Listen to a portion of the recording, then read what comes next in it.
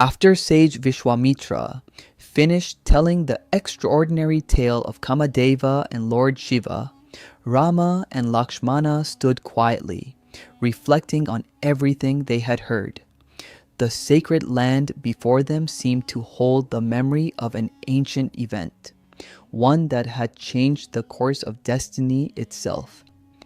Neither of them realized that their own journey was about to take a dramatic turn.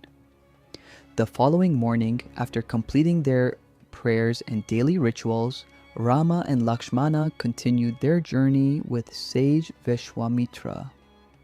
Soon they arrived at the bank of a great river. Its waters rushed forward with tremendous force, roaring as they flowed toward the distant ocean.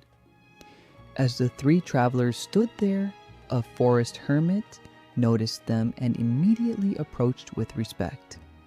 After greeting Sage Vishwamitra, he brought a small but beautifully crafted boat and offered it to them. Vishwamitra thanked the hermit and the three of them stepped aboard. The boat glided smoothly across the river, cutting through the rushing waters as they made their way toward the opposite shore. Before long, they reached the other side. But the moment they stepped onto the land, everything changed. A strange sense of unease filled the air.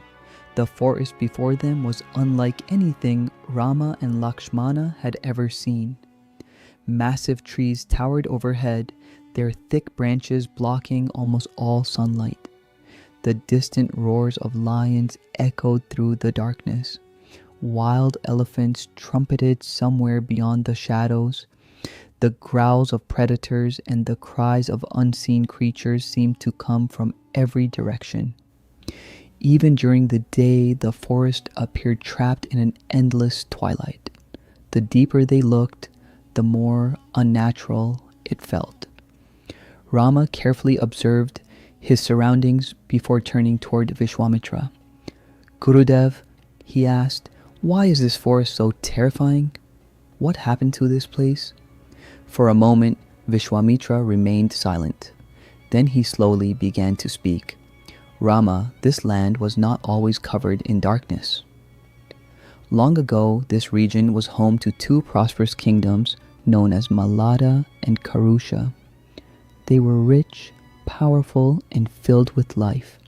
Magnificent palaces rose above wide stone roads. Bustling markets attracted merchants from distant lands. The people lived in peace and prosperity flowed through the region. But that age of glory did not last forever. One day, a terrible force arrived, a force so destructive that it reduced both kingdoms to ruins. The cities vanished, the people disappeared, and fear took the place of prosperity. Vishwamitra's expression grew serious. The one responsible for this devastation was a demoness, a creature whose name still fills this land with terror.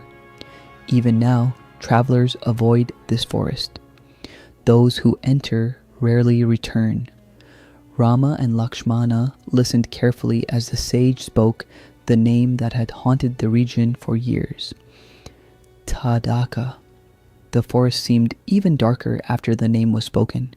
But Tadaka was no ordinary demoness. Who was she? How did she gain the strength of 1,000 elephants? And what transformed this once beautiful land into a kingdom of fear? Those answers would soon be revealed.